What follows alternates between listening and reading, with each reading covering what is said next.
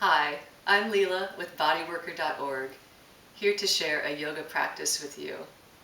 We're going to do legs up the wall and some variations on legs up the wall and conclude with a shoulder stand.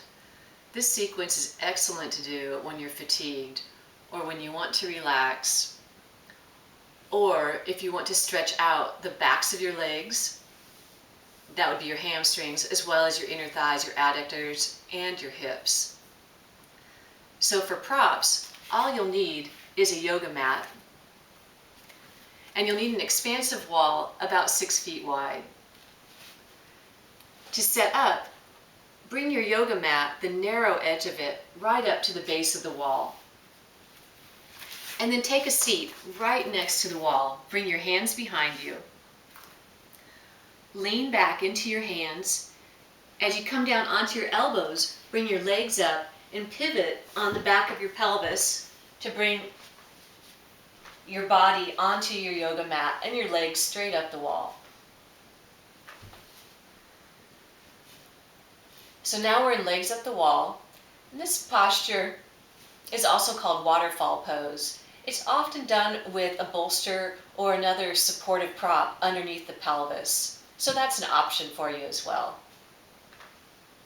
The first variation we'll do is the figure 4 hip opener. So let's first make sure that the low back is slightly arched away from the floor. So instead of flattening it out, just find the natural curve and maintain that natural curve. And you'll also be able to do that by making sure that your sitting bones, the base of your pelvis, they're rotated towards the floor rather than towards the ceiling. So let's bring the right ankle across your left thigh.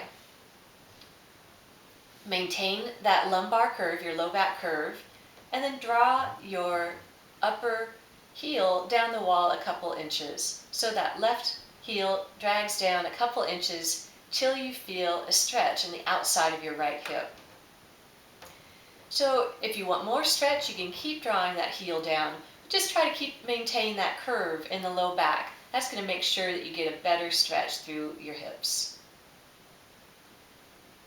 So let's extend both legs straight up, and we'll take the second side. Left ankle across the right thigh, and then draw the heel down a few inches. So I'm moving through this sequence faster than I normally would for demonstration purposes. But when you're doing this on your own, you can hold each posture for as long as you like. Let's extend both legs straight up. We'll take it to apanasana, knees to chest pose. Let's bend both knees to the chest. And then hug your legs in close. Now we'll take it into a spinal twist. Extend your arms out, shoulder height, palms down, and let's walk the feet over to your right till you come onto the outside of your right hip. Inhale to lengthen your spine, and then exhale, rotate your head away from your legs and breathe deep. You'll want to keep your thighs together and stack your knees as best you can. Let's exhale and walk the feet to center. Take a breath in and walk your feet to the second side, to your left side.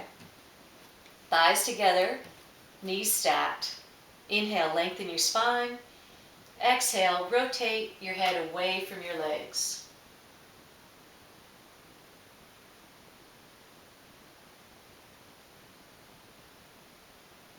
On your next exhalation, bring your legs back to center and extend them straight up. Now we'll take Upavishta Konasana, the wide leg straddle pose. Let's separate the legs wide. And remember to maintain that natural curve in your low back away from the floor. Separate the legs until you feel a nice stretch through your thighs. Push out through your heels to straighten your legs and pull back through your toes towards the knees. from Upavishta, let's bring the legs a couple inches closer together. So we back off from that maximum stretch. And then draw your heels in towards the pelvis, bending the knees. We stand the feet on the wall, and we're in malasana, the squat pose.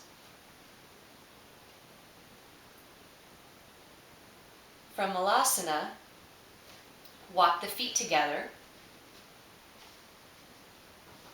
Bring the soles of the feet together and then let them open up wide as the knees open up wide.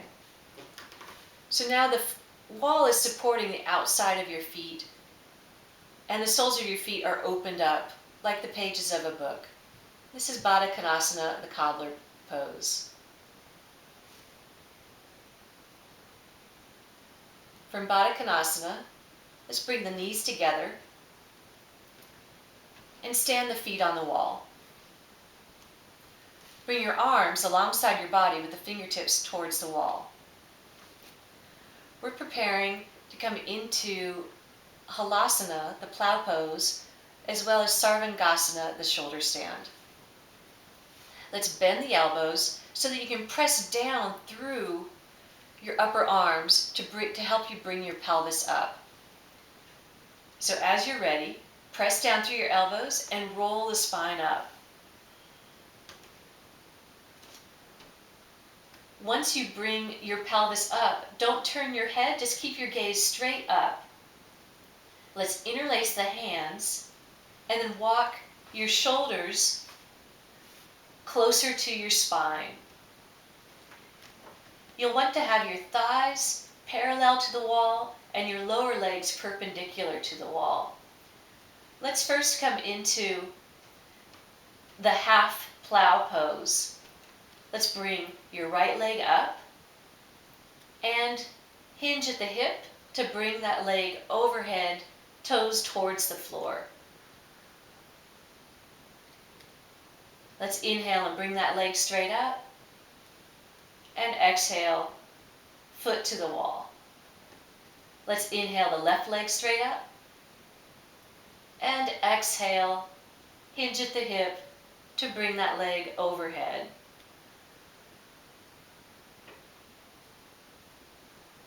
Inhale, leg straight up, and exhale to bend that knee and stand on the wall. Let's now bring your hands onto your back, as close to your shoulders as you can get them. We'll bring one leg straight up, and then back to the wall, and then the other leg straight up. Now, if you feel comfortable in this posture, let's take both legs away from the wall. Squeeze them together and lift up through the inner feet. Let's bring one foot to the wall and then the other. Separate your hands and press down through your elbows as you lower the pelvis down, one vertebra at a time. Rest your arms and straighten the legs and relax in your Viparita Karani, legs up the wall pose. So now we'll transition to seated. Let's bend both knees and then walk your feet to one side.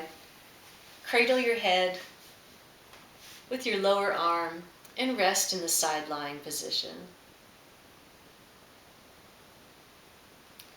To sit up, use your arms, your hands to help you take your seat, coming up one vertebra at a time and lifting your head up last. Thank you for sharing this yoga practice with me. I hope you'll leave questions and comments. I'm Leela with bodyworker.org. Namaste.